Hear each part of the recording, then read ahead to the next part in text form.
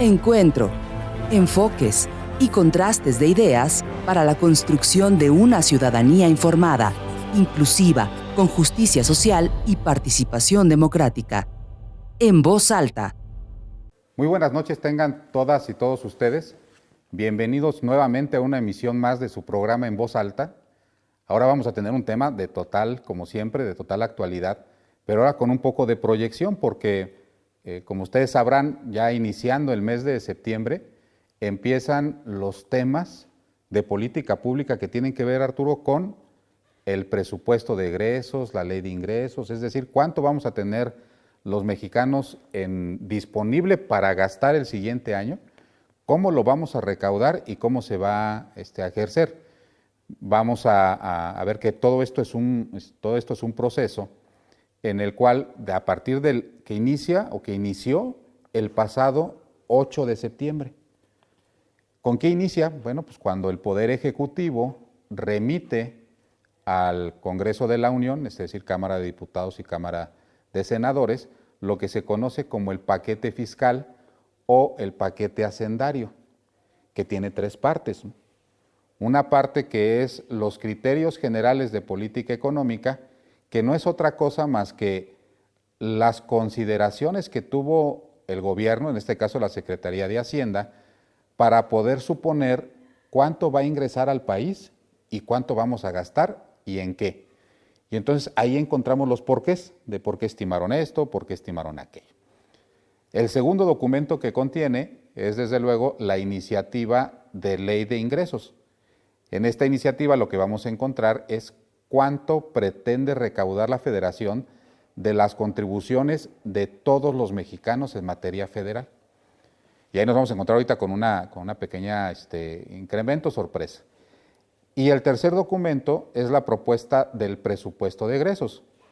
Es decir, si ya sabemos en la ley de ingresos cuánto va a ingresar a la Federación, pues en el presupuesto de egresos se determina en qué se va a gastar. ¿Por qué empieza este procedimiento en septiembre si regularmente se va conociendo hasta el mes de diciembre? Porque este documento le sirve de base al Estado para hacer exactamente lo mismo, hacer su proyección de ingresos y su proyección de gastos.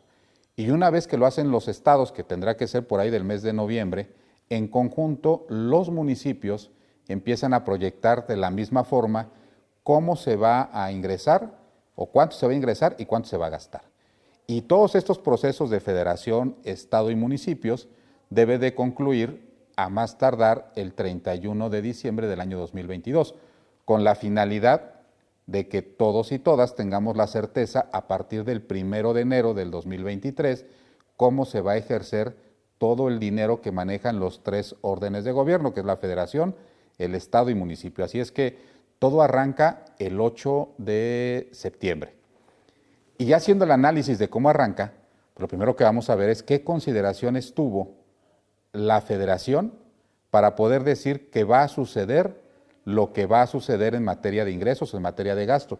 Para eso le agradecemos mucho a Arturo Maximiliano que nos acompaña como siempre esta noche. Y lo que yo veo, Arturo, salvo que tú veas alguna otra cosa, los criterios generales de política económica, que son estas grandes consideraciones que tuvo la Secretaría de Hacienda para decir que va a pasar lo que va a pasar, es por lo menos el tercer año que yo las veo muy optimistas. Mira, sí, efectivamente, vaya, el punto de partida elemental es cuál es tu base de indicadores macroeconómicos, de tendencias internacionales, en este mismo rubro de los propios indicadores macroeconómicos. Y sí hay algunos elementos que parece que pudieran estar ausentes en esta visión que se tiene para lo que será el 2023. Vi yo, por ejemplo, que se habla de una posible recesión en algunas economías asiáticas, europeas, pero no se determina nada con respecto a Estados Unidos, sino como todavía un tema incierto. Cuando desafortunadamente parece que los Estados Unidos, y esto dicho por varios analistas, inclusive me parece que las propias acciones que ha tomado el propio gobierno de Estados Unidos, pues apuntan a que en el 2023, ojalá que no, créeme lo que no es algo que nos dé gusto que pudiera equivocarse el diagnóstico, pero todo pinta para que pudiera haber una recesión en Estados Unidos. lo cual evidentemente tiene un impacto directísimo con México por la razón que todos sabemos, ¿no? Que por lo menos 8 de cada 10 de nuestros productos pues se van para ser adquiridos del otro lado, y en esta circunstancia pues no sería tan sencillo que si estas son las bases con las que se armaron estos documentos, pues que pudieran cumplirse, digamos, a cabalidad en los términos que están planteados. Hay otros elementos que también juegan, ¿no? El precio del barril, que lo bajaron, por cierto, porque lo traían para este año, creo que lo traen en 93, me parece, y se está calculando en 68, ¿no? Y a México le va muy bien cuando el precio del petróleo está arriba, independientemente que luego se nos revierte con las gasolinas, ¿no? Pero en general, vaya, es algo que tiende a ser positivo en términos de los ingresos. Traen un tipo de cambio bastante estable, lo cual también creo que es un elemento importante y ojalá que se cumpla. Creo que podría haber argumentos un poquito arriba de los 20. Un factor inflacionario que empieza también a descender, 7.7%. Y una tasa de referencia que todavía se mantiene muy alta, Charlie, para este planteamiento de apetito de consumo y de inversión que pudiera, o que más o menos creo que se ve planteado, ahorita creo que vamos a entrar a ese tema, porque pues trae una inflación, una tasa de 8.5 que es alta, ¿no? En términos de, que es de ahí para arriba, para lo que querramos nosotros, financiamiento, tanto para adquisición de vivienda, de automóviles, para empezar un negocio, para ampliar el que tienes, o para inventario, para maquinaria. Entonces, son números que, por ejemplo, no me gustó mucho todavía pensar en el 8.5, y creo que todavía no hemos parado de subir, ¿no? Lo que estaría anticipando que el Banco de México en algún punto del año que entre empezara a tomar decisiones de bajar la tasa de referencia. Pero bueno, pues yo diría que en principio, pensemos que los analistas hicieron un mucho mejor trabajo que el que uno hizo así nada más revisando cómo plantearon estos números a rajatabla. Yo quiero pensar que hay un trabajo muy serio en esto. Pues se ve un aumento importante en el dinero que se va a ingresar, reitero, a partir de estos indicadores, pero sobre todo lo que podría ser muy bueno es en el dinero que se va a gastar. Y yo creo que hasta ahí la dejo, Charlie, porque tú tienes ahí también un claro panorama de que este aumento pues está detenido a lo mejor con algunos alfileres, ¿no? Con alfileres. Fíjate que lo que yo noto es los criterios de política económica forzados a decir nos va a ir bien.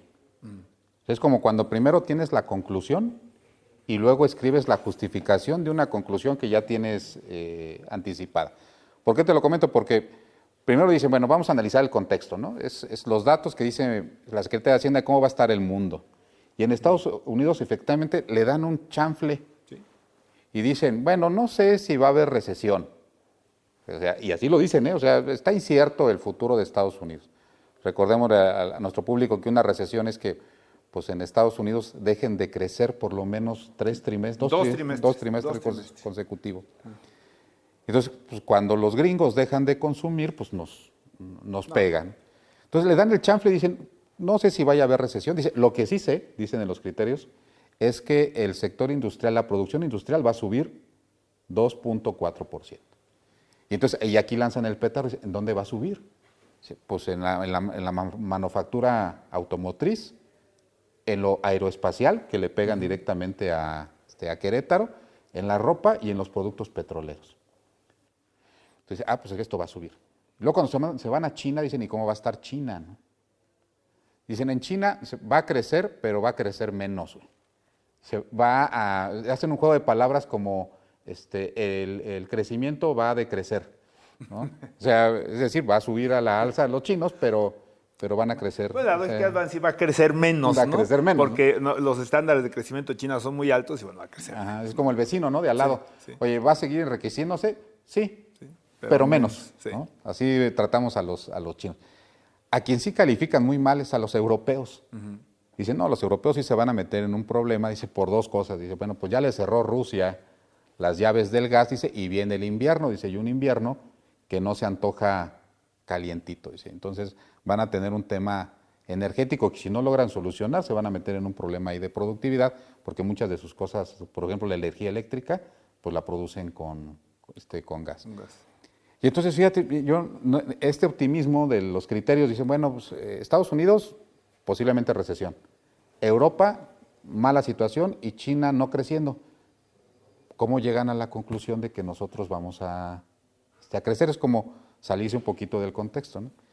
Y ya cuando analizas lo de México te dicen, es que mira, hay una migración de productividad de China hacia América Latina, güey. Entonces México pues se va a beneficiar de ello. Dice, y aparte vamos a tener el tren. Y te lo dicen así en los criterios, ¿no? Y el tren pues va a explotar el tema del desarrollo económico del sureste, ¿no? Y aparte dice, pues vamos a crecer porque va a haber más turismo, porque va a haber más remesas, o sea, puras cosas relativamente externas, ¿no?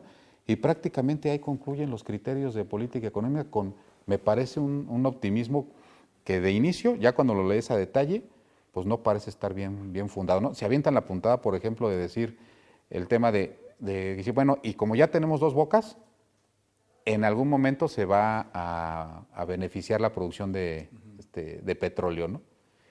¿Y en qué concluyen, Arturo? Pues lo que dice los criterios es, por todas estas consideraciones, fíjate, lo que nos va a ir muy bien, aquí traigo yo mi acordeón, ¿qué es lo que va a suceder? Pues México va a tener un crecimiento del PIB para 2023 del 3%. Sí. O sea, 3%. Fíjate, la inflación al 3.2%. La tasa de interés al 8.5%, cual es mortal. El dólar a 20.6 y el precio del barril de petróleo a 68 pesos con una producción que no llega a los 2 millones de barriles por día, ¿no? Parecería un escenario muy positivo, ¿no? Sí, y hay otro factor interesante que luego no necesariamente empata de manera tan evidente. Créemelo, o sea, me encantaría compartir mucho este optimismo porque sí que a todos nos va bien. Habla mucho del fortalecimiento del mercado interno, por ejemplo. Y esto lo que querría decir pues, es que los mexicanos, por su misma capacidad que tengan de consumo, de ese excedente de dinero que tengan, que es pago lo que pues, tengo que pagar mes con mes, mi casa, renta, colegiaturas, mi hipoteca, etcétera, lo que tengan que pagar, pago mis impuestos y me sobra un dinero que yo puedo gastar, ¿no? Entonces, esa es la lógica del fortalecimiento del mercado interno, o gente queriéndose endeudar también, ¿no? Que eso implica consumo, no es que un consumo con un pago a futuro y también con un cobro del respectivo cobro de los intereses. Si es tarjeta de crédito, pues... Pero bueno, lo van a escuchar las personas que nos hacen favor de entrar, permitimos entrar a sus habitaciones cada 8 días, pero la gente cuando cree que el futuro va a estar mejor es cuando saca la tarjeta de crédito. Claro. ¿Será? Sí, y ahí además, te digo, son elementos, yo no creo que falten expertos en temas económicos ahí dentro de obviamente la Secretaría y bueno, todos estos equipos de gente que arrastra el lápiz, aunque bueno, pues también puedes ponerle un poquito más de crema al taco, ¿no? Pero sí, como tú bien dices, Charlie, habría que atender a un factor elemental para determinar, independientemente de que haya o no ese excedente de dinero, que ojalá lo haya en cada uno de los mexicanos, formales, inclusive informales, sí hay este apetito para gastártelo. Y eso lo mide un índice que se llama índice de confianza al consumidor, que lo mide el INEGI, ¿no? Y es precisamente este cuestionario que le hacen a la gente en sus casas sobre sus expectativas económicas, sobre las expectativas de sus ingresos, de temas laborales, etcétera. Y bueno, pues ahí miden la propensidad de la gente a gastar. Pero sí este presupuesto, o en esta parte de lo que va a ingresar, porque hay que recordar también, y ahorita seguramente tú lo vas a platicar con más detalle, es que ¿por qué está ligado esto que estamos platicando? Porque si la gente no consume, si la gente no invierte, si no se generan utilidades, pues no hay los impuestos que están atados a ese tipo de consumos. Desde el IEPS, desde el IVA, el ISR, y entonces por eso está tan ligado a que las empresas estén vendiendo bien, tanto en exportación como en mercado interno, y que los particulares, los consumidores, pues estemos saliendo a los centros comerciales, a las plazas, a las tiendas de conveniencia, pues tenemos que salir no nada más a, como decía mi mamá, a bobear, sino que salgamos a comprar. Y eso es lo que va a determinar la posibilidad de alcanzar estos números que se plantean en el presupuesto, ¿no? A mí cuando digo para efectos didácticos estos criterios generales de política económica, me gusta explicarlos como si una familia se sentara, imagínense, ¿no? Que todos hicieran, deberíamos de hacerlo, el ejercicio en familia, por ahí del mes de noviembre, y les platicáramos a los hijos, a los integrantes de la familia, cómo va a estar el siguiente año. Y entonces, antes de entrar al gasto, que podría ser la posición de los hijos, ¿no? Que es natural, ¿no? Sí. que no es normal, dicen, no, yo voy a gastar en esto y empezamos por el tema del gasto, ¿no? Es decir, a ver, inclusive antes de empezar el ingreso, un análisis de cómo va a estar el país. Y esos son los criterios generales de política económica. Lo que nos está diciendo el gobierno a las familias mexicanas es que pues el contexto internacional va a estar a medias tablas, pero que a México le va a ir bien. Como un preludio de después decir, aquí les va la ley de ingresos, y entonces sube de prácticamente 6 punto y tantos billones de pesos a 8.3. O sea, los criterios generales es decirle a los ciudadanos, como el contexto internacional va bien, vamos a recaudar más. Porque no podrían poner en los criterios, fíjate que esto va a estar muy mal, la economía de Estados Unidos se va a caer, Europa va a entrar en crisis y China por primera ocasión va a tener un déficit. Y por el otro lado de decir, vamos a tener más ingresos. Es como el papá de familia que diga, oye, pues como el contexto en la empresa va bien, estamos vendiendo más y todo, entonces me van a subir el salario. ¿Qué es lo que manda ya el Ejecutivo en esta propuesta de ley de ingresos? Decir que los mexicanos vamos a tener disponibles 8.2 y cachito, pero es casi 8.3 billones de pesos con B. Digo, nada más es una cifra pues estratosférica, ¿no? Nada más para medir un billón en México es 1 millón de millones. Es diferente a los gringos, Estados ¿no? Unidos, sí. Que allá son 1,000 millones. Los 1,000 millones ya. Es un billón, por eso a veces los billones mexicanos parecen más grandes que los billones de Estados Unidos. Pero son 8.3 billones de pesos lo que la Federación está diciéndole a los mexicanos que se van a recaudar porque la economía mexicana va a crecer y porque el contexto internacional así se los va a permitir, que es más de 1 billón de pesos de lo que dijeron que íbamos a recaudar en el 2022. Sí. No, y además con otro factor que también es importante para el auditorio. Pues el gobierno no genera dinero de producir, ¿no? Ni siquiera me parece que sea su función, ¿no? Para que no haya ni siquiera la especulación, que es una crítica, claro. Porque no, ni ni ninguno. Me acuerdo en esas épocas que además ni producían, nada más perdían, ¿no? Que tenía empresas que producían leche, que tenía equipos de fútbol, que tenía cines, los cines, la masa, ¿no? El papel, en fin, ¿no? Entonces, no, me queda claro que esa no es la función del Estado, pero la fuente de ingreso del Estado para que luego se gaste en obras, en servicios, pues es el cobro de impuestos. Entonces, otra cosa, Charlie, que también es importante señalar, es que si algo está claro, y además que ha sido un planteamiento del presidente desde inicio de su administración y que no ha cambiado, él dijo que en los primeros 3 años no habría aumento de impuestos. Pero esto ya rebasa inclusive este 4º año. Tampoco hay aumento en vías hacia el 5º año no hay aumento de impuestos. Entonces, por eso, y recalcar tanto que esto depende mucho del comportamiento económico, porque no va a haber una recaudación mayor por una creación de un impuesto nuevo que pudiera tener jugar ese papel para compensar, ¿no? O que hubieran subido de manera importante los impuestos. Entiendo que habrá algunos ajustes en términos, contribuciones en general, algunos ajustes en términos de la inflación. Pero no tenemos ese componente donde se podría justificar. No sé, se me ocurre cuando aquella roqueseñal, ¿no? Bueno, cuando se subió el IVA del 10 al 15, porque luego se subió al 16, bueno, pues ahí tenías un elemento, ¿no? Un incremento importante. O cuando se generan nuevos impuestos, ahorita no se me ocurre uno en particular. Bueno, cuando generaron el impuesto al activo, Ah, claro. Acuérdate, o sea, que si tenías lana convertida en activos, pagas. Sí, ¿no? o a nivel estatal, pues que se me ocurre, me acuerdo mucho impuestos sobre la nómina, ¿no? Que en Querétaro no existió hasta, creo que inicios del siglo. Sí, exactamente.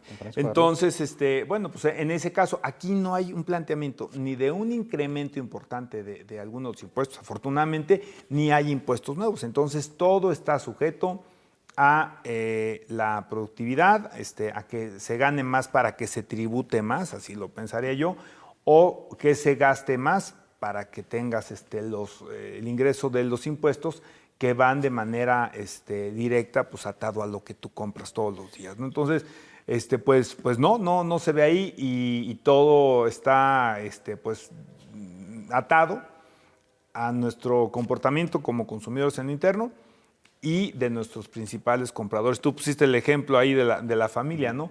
Entonces, bueno, pues si la persona si esa familia se dedica a la venta de playeras en el centro comercial o en el mercado, bueno, pues si su principal comprador va a seguir trayendo lana o va a traer incluso más lana, pues a lo mejor le compra más camisas. Pero si de repente el comprador se le empieza a secar un poquito la cartera, y que eso es lo que entenderíamos como una recesión en Estados Unidos, si te empieza a comprar menos, pues empieza a sufrir. Las remesas que nos generan también esta liquidez que permite que la gente compre y que no es poco y que han llegado a niveles históricos a partir de la pandemia, han estado creciendo en porcentajes y en números duros, pues de manera que no había un antecedente y ni siquiera creo hoy a echarle una explicación muy clara por el por qué. Bueno, me parece que la expectativa sería que se mantuvieran. Y si se mantienen es extraordinario, ¿no? Aumentar, ya de verdad, ya no entendería yo cómo pueden llegar todavía a haber más de estas remesas que, bueno, finalmente sí son un componente bien importante para esta economía de consumo, ¿no? Entonces, bueno, pues esa es la apuesta. Pero aunque tú eres el anfitrión hoy, Charlie, y tú eres el que llevas, yo te quiero preguntar algo, pues ahora la voy a revertir. ¿Y si no? ¿Qué pasa? Pues fíjate que hay algo que ahí yo noto en el proyecto que sí está preocupante. Primero, van a decir, es un documento de cerca de 100 páginas, ¿no? 200 entre la ley de ingresos y los criterios generales. Por eso me da mucha tranquilidad. Tengo amigos que trabajan en el sector aeroespacial y en el sector de la manufactura de automóviles. Les voy a mandar un mensaje y les voy a decir, creo que todo parece indicar que el siguiente año no vas a tener problema de trabajo. Porque, ¿dónde lo dice? Lo dice aquí. Ese billón de pesos que el gobierno federal está pensando recaudar de más, ¿de dónde viene? Y aquí va un comercial, por si alguien nos está escuchando, y es un empresario, es un microempresario, es un empresario grande. La federación está pensando que ese billón de pesos van a salir la mitad, o sea, 500 mil millones de pesos, de impuesto sobre la renta. Como tú bien dices, no suben las tasas, no generan nuevas contribuciones, no generan nuevos contribuyentes del impuesto sobre la renta, no quitan exenciones que ya se tienen, pero sí dicen, voy a tener 500 mil millones de pesos más de impuesto sobre la renta y 200 mil millones de pesos más de IVA. Entonces, yo quiero pensar que lo que van a incrementarse son los procesos de fiscalización, porque van a apretar, a los que ya pagamos. Como siempre. Sí. ¿Sí? O sea, al no generar nuevos nichos de contribuciones, pues evidentemente van a seguir ordeñando a la vaca que ya da 3.5 billones de pesos de contribuciones. Entonces van a seguir los actos de fiscalización. Hoy en la mañana leía que ya hay un criterio de los jueces administrativos para decir que Hacienda no puede estarte notificando inicios de facultades de comprobación, llámese auditorías, por el buzón electrónico, pero lo siguen haciendo, porque la mayoría de los contribuyentes pues no se quejan, ¿no? Hace algunos meses vimos también un abuso en el tema de las multas, que te empezaban a multar y te ponían unas multas estratosféricas, pues los que iban a la Prodecom los ayudaban y se las quitaban, pero los que no, pagaban. Entonces, parece que viene este tema, me gustaría llamarle terrorismo fiscal, pero no hay otra forma de pensar de dónde van a sacar 700 mil millones si no es de los mismos contribuyentes. Y viene la otra parte que está bien interesante, van a decir, bueno, pues faltan 300 mil millones o 400 mil millones para llegar a la meta. pues ahí sorpréndanse todos, va a ser deuda. Están planeando, están proponiendo en la Ley de Ingresos de la Federación tener un techo de endeudamiento neto, que parece un término muy complicado, pero ahorita lo vamos a explicar en términos de la tarjeta de crédito, de 1.1 billones de pesos. O sea, ¿y qué es el techo de endeudamiento neto? Es como si el que nos está escuchando tiene una tarjeta de crédito y ya le debe 1,000 pesos. Y yo le autorizara, o su esposa, o su esposo, o sus hijos, un techo de endeudamiento neto de otros 1,000. Entonces quiere decir que puede pedir hasta 2,000 en otra tarjeta para pagar esos 1,000 y endeudarse con otros 1,000. Pero esto en relación con el año pasado sube 300,000 millones de pesos. O sea, el año pasado nos endeudamos con 800,000, pero ahora el techo de endeudamiento va a 1.1 billones de pesos. Entonces, de ahí pretenden sacar los otros 300,000. Pero ¿sabes? Eso sin considerar la deuda que están autorizando. Esa es la deuda en pesos interna. La deuda que están autorizando externa es de 5,000 millones de dólares. A 20 pesos el dólar, ¿cuántos son? Otros 100,000 millones de pesos de deuda externa. Es una proporción 1:10, sin considerar lo que le están autorizando a Pemex y a la CFE también de techos de endeudamiento. Quiero pensar mal, pero ¿qué va a suceder si no llegan a los niveles de recaudación? ¿Qué están pensando? Llevar al tope el nivel de endeudamiento. Claro. Entonces, ¿con qué lo van a surtir? Es como, volvemos al ejemplo de los papás, ¿no? Es como si el papá llegara y les dijera, señores, vamos a tener 80,000 pesos de presupuesto de ingresos el siguiente año, pero 10,000 bien de deuda y 70,000 son del ingreso. ¿Qué va a pasar? Pues si no llegó al ingreso, pues incrementó la deuda. Hasta lo topado, ¿no? Hasta lo autorizado. Hasta lo topado.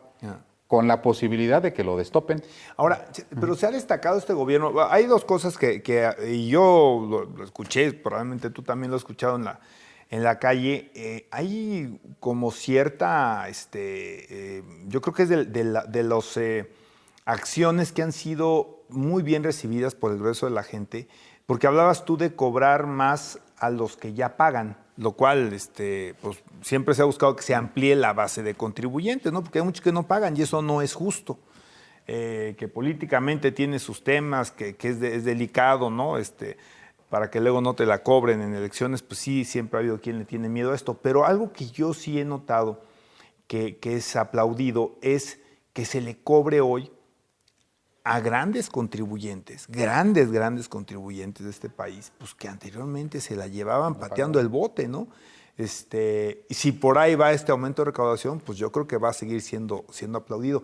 Y de la deuda luego también suena, yo estaba también leyendo, porque en algunos puntos puede llegar a ser técnicamente complejo, pero parece contradictorio, que seguía decreciendo el nivel de deuda del país, de 51% del PIB al 49% del PIB. Entonces ahí hay luego un tecnicismo medio extraño, ¿no? Para platicarlo. Yo no sé si nos dé todavía margen, Charlie. Sí, bueno, vamos a terminar este bloque, pero eso es bien interesante. Es una forma de medir la deuda, como decía Arturo, es, igual volvemos al ejemplo de las familias, ¿no? No es lo mismo la familia que debe 1,000 pesos y gana 2,000, porque pues, entonces tiene comprometido la mitad de su ingreso, a una familia que debe 1,000, pero gana 10,000. Entonces ahí nada más debe el 10% de su ingreso. Entonces por eso la deuda en términos absolutos se mide en relación con el Producto Interno Bruto, pero y otros temas lo vamos a seguir tocando. No nos deje, continuamos después del corte. Regresamos. Continuamos en Voz Alta. Bueno, continuamos con su programa en Voz Alta. Nos quedamos antes del corte con este tema de cómo se mide la deuda y la posibilidad del incremento. Comentábamos fuera del aire que yo también coincido, la deuda no necesariamente es mala. Yo soy uno de los que apoyan que las naciones o los estados pueden endeudarse, sí y solo sí, es para infraestructura que a su vez haga que crezca la economía, porque si crece la economía se recauda más dinero, y con ese dinero que se recauda además, pues desde luego hay dinero para pagar la deuda. Y efectivamente hay una cosa rara, por ejemplo, ahora que en el 2020 cayó la economía, entonces los mismos pesos que debía el Estado mexicano representaban más en relación con el Producto Interno Bruto, pero deprimido. Entonces ahora que sube el Producto Interno Bruto, parecería que la deuda baja, aunque en términos absolutos estamos a punto de llegar a deber cerca de 13 billones de pesos. O sea, si alguien tiene una calculadora ahí y quiere hoy quizá no dormir, hagan la división de 13 billones de pesos entre cerca de 130 millones de mexicanos y ahí les va a dar lo que ya hoy, antes de que se vayan a dormir, ya deben, ¿no? Desde el más pequeño de los integrantes de la familia hasta el mayor, todos exactamente debemos prácticamente lo mismo. Hay un tema que aquí me llama la atención en los criterios, en la ley de ingresos, que se llama renuncias recaudatorias. Un tema que es totalmente explorado, que me parece que ahora es interesante el análisis, porque son las contribuciones que tiene derecho a recaudar la federación que no hace. Y la suma de todas las renuncias recaudatorias es exactamente 1 billón de pesos. Ay, caray. Fíjate, o sea, ¿a qué está renunciando la federación a recaudar? Este viejo tema que está bien masticado y bien cuestionado, de si debemos de cobrar IVA en medicinas y alimentos. Sí. Que te acuerdas que lo traía el senador Beltrones en el Senado, traía una reforma ahí, pero prácticamente todos sacaron 3 clavos y una corona de espinas y lo crucificaron, porque cada vez que se toca el tema, si debemos de cobrar IVA o no, medicinas y alimentos, nada más que ahí es 500,000 millones de pesos lo que se deja de recaudar. Y luego lo siguiente es los estímulos fiscales, que para este año nomás fueron 400,000 millones de pesos, o van a terminar en el 2000 con el subsidio a la gasolina. Sí. Y los demás son cosas pequeñitas, pero el total de lo que renuncia el Estado mexicano a recaudar por concepto de políticas públicas, como no cobrar el IVA en medicinas y alimentos, como no dejar que la gasolina suba de precio, o mantener, por ejemplo, exentas de impuesto sobre la renta algunas cosas como las colegiaturas, que también en su momento fue todo un show, ¿no? Que mucha gente se paró de pestañas por el tema de que les quitaron la deducción a las colegiaturas de escuelas particulares, pues es 1 billón de pesos. O sea, en un mundo mágico en donde nadie se quejara porque las contribuciones ahora se cobraran, ahí tendríamos la resolución de la deuda en 10 años. Pero bueno, pues eso no va a suceder, ¿no? Y pues ya prácticamente lo que nos está diciendo es 8.3 billones de pesos, y ahora ¿en qué no lo gastamos? Y viene la parte del gasto, que es la parte del presupuesto, en donde parecería ser que no hay sorpresas y parecería ser que se va a gastar en lo que siempre gasta el Estado mexicano, y hay 2 incrementos sustanciales. Aquí, ojo, en año electoral, en 2 estados. Electoral, ¿no? En 2 estados de la República. Y preelectoral. Y preelectoral, ¿no? Bueno, electoral. En septiembre empieza el proceso electoral hacia el 2024. Exacto, pero fíjate que hay un dato bien interesante que a lo mejor se los platico porque lo van a empezar a sentir, ¿no? Pero el mayor incremento, que es el 16%, se da en los subsidios que se dan directamente a la población. O sea, 16% a los programas del gobierno federal que representan transferencias de dinero directamente a la población. Oye, Charlie, antes a lo mejor de estos números están muy interesantes, ¿tú ya no ves una reforma fiscal? O sea, este sexenio ya no hubo reforma fiscal. Yo creo que lo último que vimos fue lo del RIF al otro sistema, no me voy a acordar cómo se llama, del régimen de incorporación fiscal, al sistema que se creó. Yo ya no veo que haya estos tabús de ¿cómo se llama? Inclusive el IVA, ¿no? Este movimiento del IVA, RFC, ¿no? Que el RFC, a lo mejor, el ISR, perdón, está. Me acordé del RFC porque haya habido otro tema, pero el ISR, pues, este planteamiento en algunos casos que ha habido que se baje, ¿no?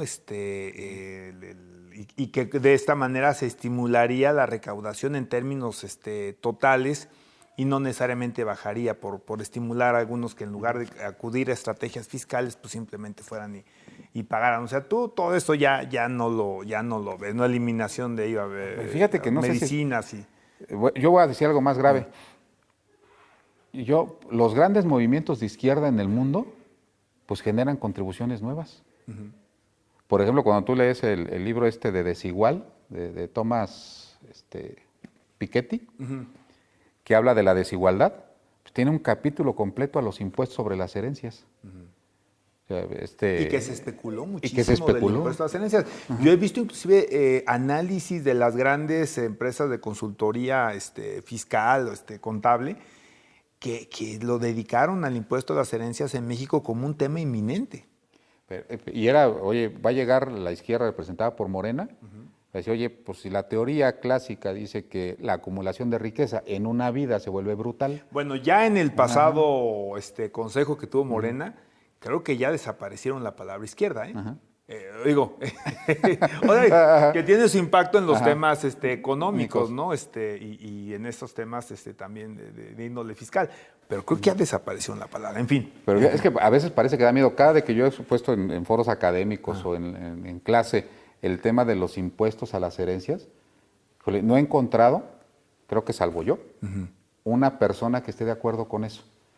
Pero, desde luego, es un instrumento de redistribución de la riqueza.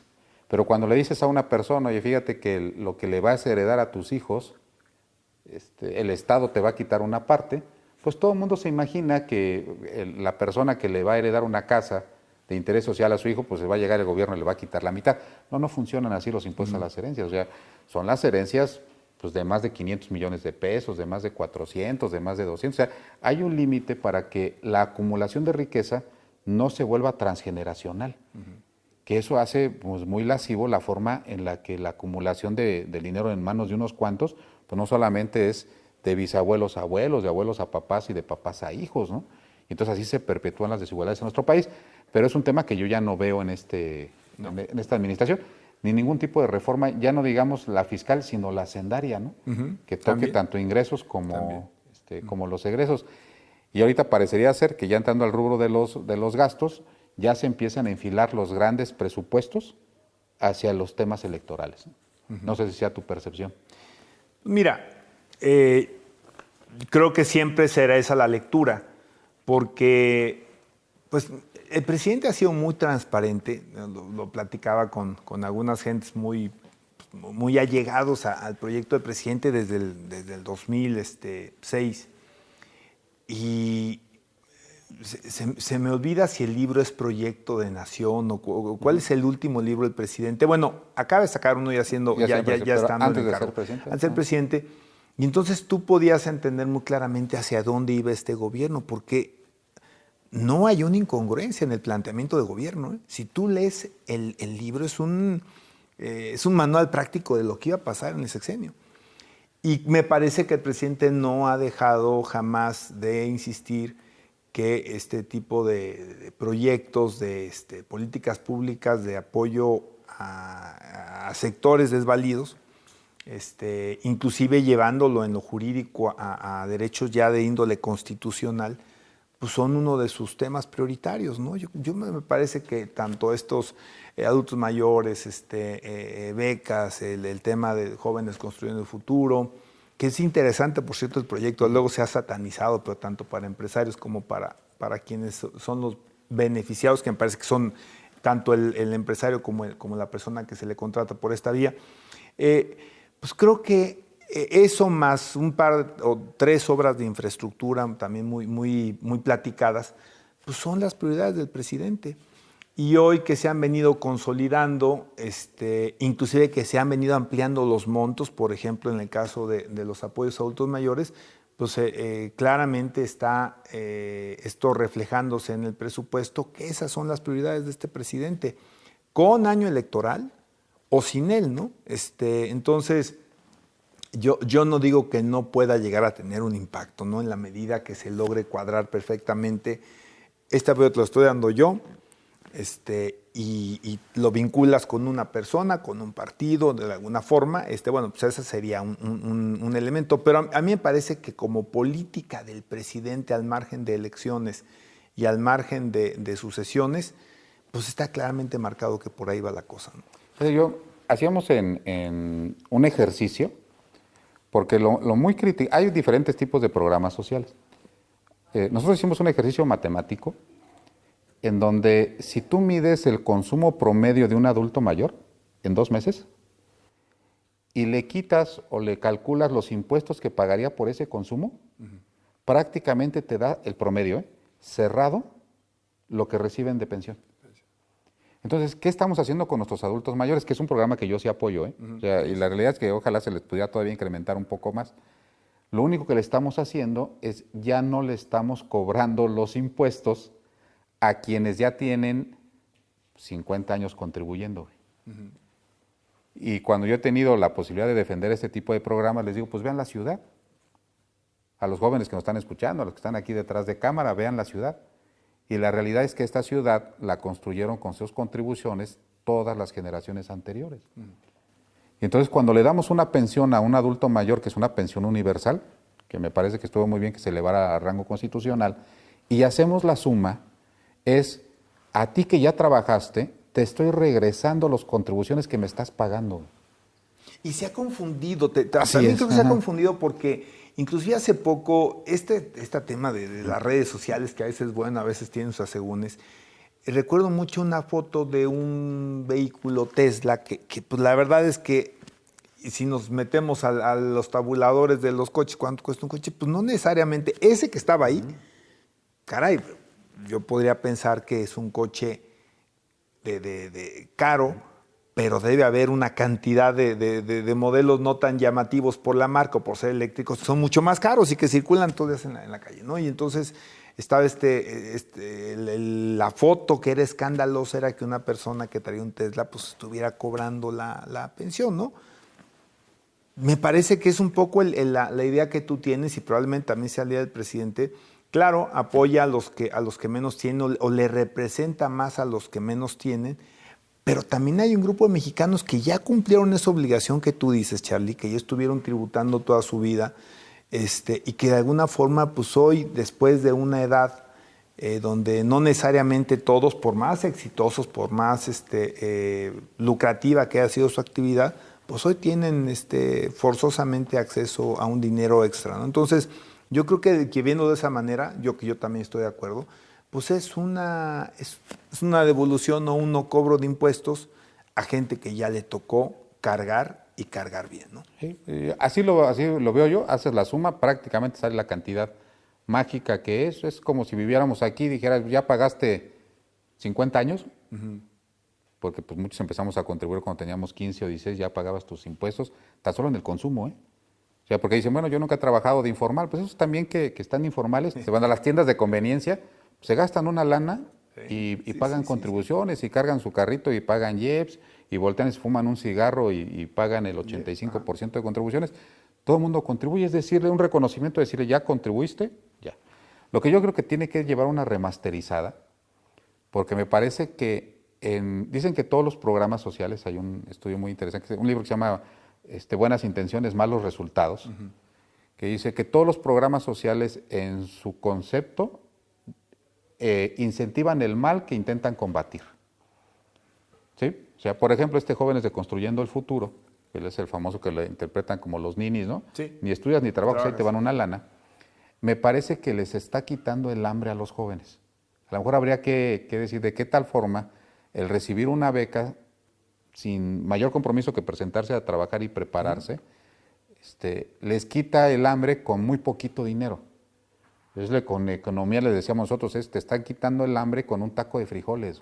O sea, y crecer sin hambre genera un problema muy interesante. Igual los apoyos a madres solteras, ¿no? Bueno, pues ya le pasó a las Oportunidades en su momento, ¿no? Daba los apoyos por el número de hijos y ¿qué sucedió? Pues que increíblemente muchas personas, no digo que la mayoría, tenían hijos para poder acceder al incentivo por número de habitantes en la familia, ¿no? Entonces, ¿qué tanto los programas sociales están generando el efecto contrario? Eso me parece que habrá que revisarlo, pero pues, efectivamente no hay engaño. Andrés Manuel siempre dijo, vamos sobre los programas sociales, hoy les da 21% más, llegan a 800 mil millones de pesos las transferencias directamente a las personas, con lo cual también creo que genera un movimiento económico, y sus proyectos insignia, que es el Tren Maya, lo que falta de Dos Bocas. Y supongo que seguramente todavía le van a dar una chaineada al aeropuerto, porque parece que todavía no lo terminan, hacen que el presupuesto en infraestructura subra un 21%, ¿no? Sí, y empieza también a cerrarse este presupuesto, bueno, este paquete, más bien el paquete económico, Charlie, espero no estarme avanzando mucho, pero también está empezando a marcar el cierre de un ciclo, ¿eh? O sea, también es el último ejercicio fiscal, corrígeme por favor, es el último ejercicio fiscal que lo ejerce plenamente este presidente. El siguiente ejercicio no lo completará. No, creo que se va en octubre, ¿no? Sí, Aparte se ve en viene- octubre, además se va 2 meses antes de lo que se... Es decir, su periodo como presidente es de 5 años con 10 meses. Por primera vez y ya luego se restituye de 6 años completos. Se está de alguna forma terminando sus proyectos prioritarios, ¿no? Parece ser que ese podría ser no sé si el meollo o el elemento fundamental de este presupuesto, ¿no? Cómo a través de lo recaudado, a través de estos números, a través de estos impuestos, contribuciones en general, voy a terminar lo que yo prometí que iba a hacer y con eso cierro mi ciclo. Mira, seguramente muchos actores políticos le van a ver un tema, yo también lo vería en el lado de mi sospechosismo, que todo el mundo lo tenemos, un tema electoral. Pero también si no soy muy de teoría Y y soy de teoría X, donde pues, los humanos son buenos y la circunstancia es la que los pervierte, le voy a ver el lado bueno. Si el año pasado eran 600 mil millones de pesos y hoy lo sube a 800 mil, y en el último que haga lo sube a 1 billón, a ver el próximo presidente que lo baje. Sí. No, sinceramente no va a poder, ¿no? Y entonces lo que hace es que les deja el dinero comprometido en transferencias a las personas. O sea, les va a dejar una etiquetota de 1 billón de pesos de transferencias a las personas. Algo que hay que reconocer del gobierno federal, el gasto corriente sí lo amarraron, Arturo. O sea, la realidad es que yo creo que incumplieron muchos compromisos políticos, pero la realidad es que las dependencias federales están cerradas en el término de contrataciones, ¿no? Sí. De personal, y eso hace que efectivamente se dé una disciplina financiera y que estos programas sociales se liberen. Entonces, me parece que como los vaya a financiar, va a dejar el techo muy alto o etiquetado para que el próximo presidente de la República tenga muy poco margen. Porque imagínate que el próximo presidente se le ocurre la idea de quitarlo, pues va a haber una serie de levantamientos sociales de la gente que ya recibía y que ahora va a dejar de recibirlo. Y a lo mejor me gustaría nada más tu opinión sobre este asunto. Al decir la Federación que va a recaudar más de impuestos sobre la renta y del IVA, pues ahorita estados y municipios están en algarabía porque les dijeron, tus participaciones van a subir el 14%, que es dinero que los municipios y estados pueden destinar a lo que ellos quieran, y las aportaciones van a subir cerca de un 7%. A mí me parece peligroso que se tome esta cifra porque sería una cifra récord de incremento y que se hicieran presupuestos estatales y presupuestos municipales muy a la alza y que finalmente el dinero no llegara, pues finalmente son proyecciones, ¿no? Claro, tú me explicabas antes de empezar el programa precisamente que esto está precisamente sustentado en que se dé esa recaudación porque son fórmulas, ¿no? Entonces, pues si la federación recauda más, pues esa fórmula implica que también va a haber más para repartir estados y municipios.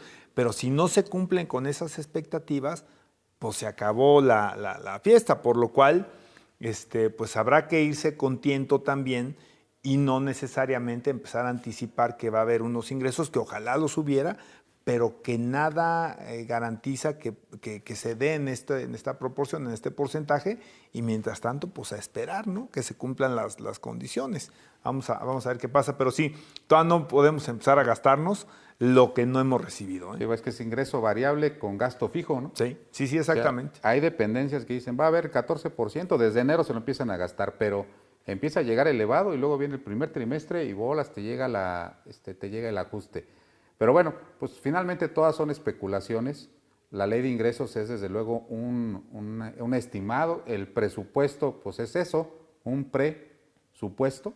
Vamos a ver las discusiones en la Cámara de Diputados en el caso del presupuesto y en el caso de la ley de ingresos en ambas cámaras. Desde luego, pues el partido mayoritario tiene la posibilidad de sacarlo, son de mayoría simple. Yo creo que no va a haber ningún problema y esto así va a pasar como ha pasado todas las iniciativas. sin que se le modifique una coma. Una coma. ¿Sí? Pues muchas gracias por el favor de su atención. No se pierdan el próximo programa de En Voz Alta.